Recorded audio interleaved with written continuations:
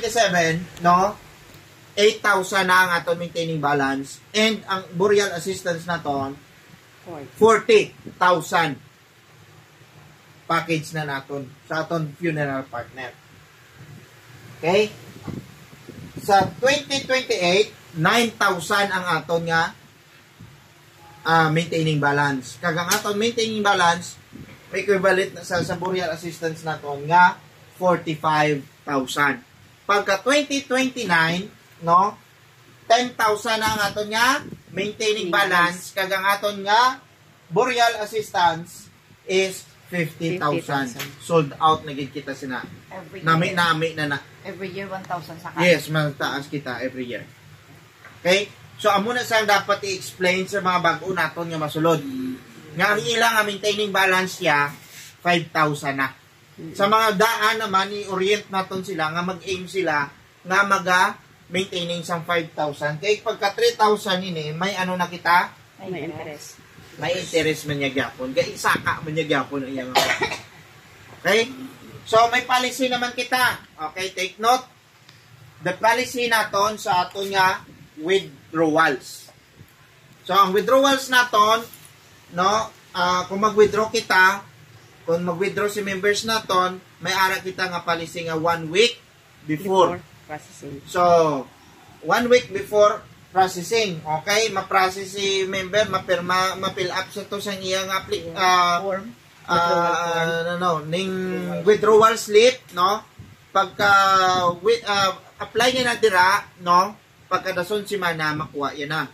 Pero kung minimum lang ang 5,000 padalom ang iyaya, pwede yan makuha pag ganis. Pero kung dalag po kaya mga tag 7,000, no?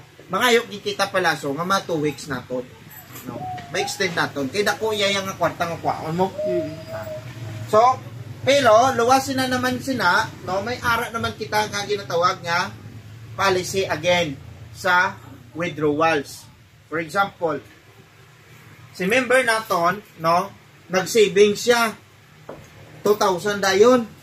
Pagsulod niya, ang 1,000 is maintaining balance, hindi na nato na ma-withdraw. Ang 1,000 withdrawable, di ba? So, ang 1,000 nga ini, kung weeks pa lang sa bala, bago pa lang sa ganit, bala, ma-withdraw na siya dayon, no? So, si Samaritan, mahatag sang 25% sa iya yung savings nga withdraw niya. For example, sa 1,000 to, nga makuha kita 25%, sa 1,000 niya is 250 lang gid ang iya nga savings. So again, 25 ang savings, 250 ang iya nga ma-withdraw sa iya savings, I mean, no?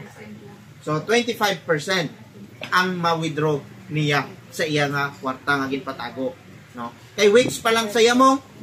Pero kung nag-abot na siya sa months na, no, naka 1 month na saya abi o kung 1 month pasaka na saya, so 50% sa iya nga savings except sa maintaining balance ang iya nga ma-withdraw.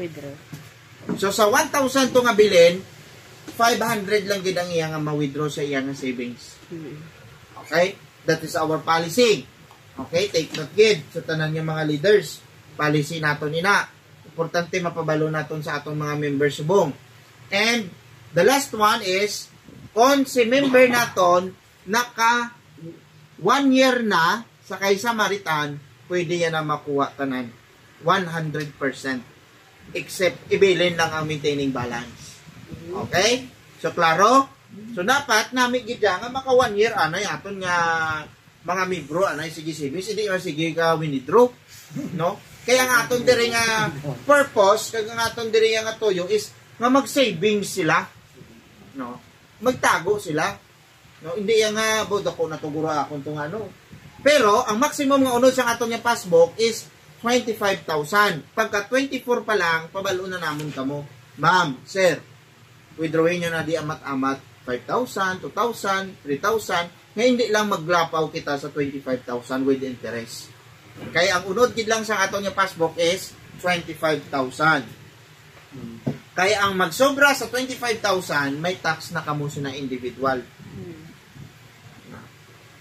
So although nga nagabayad man kita ya sa BIR, sa kabilugan na niya. Pero kung sa passbook mo individual ka mo, instead nga ma-interest pa ka mo, so to ihatag nyo ka to sa BIR, hindi na. Kundi, kamo na mismo, withdrawal nyo lang para may sige kita interest gyapon. Okay? So, balik ka gyapon niya sa inyo, ang inyo nga savings. Pwede na, Withdraw nyo lang abi sir, tapos ibalik naman po kada sa simana. ati 25,000 daan, hindi pwedeng Mga pala. balik-balik. No? Pabilin ka permit 10,000. Yes, maintaining kita. Maintainin ka 10,000. Okay. Yung maintaining kaya. Pero kung wala ka pa ya, bago ka palang aim ka ma-aim kita ya, kasi sige naton nga savings, malabot, man yan naton ya, ma-reach na naton ang 5,000 subong. 2023 to 2024, ang aton maintaining balance is 5,000 na. Kag ang aton nga mga masulod subong, i-implement kita naton nga mag-aim sila sang 5,000 nga maintaining balance. Hindi na sila mag-sige withdraw.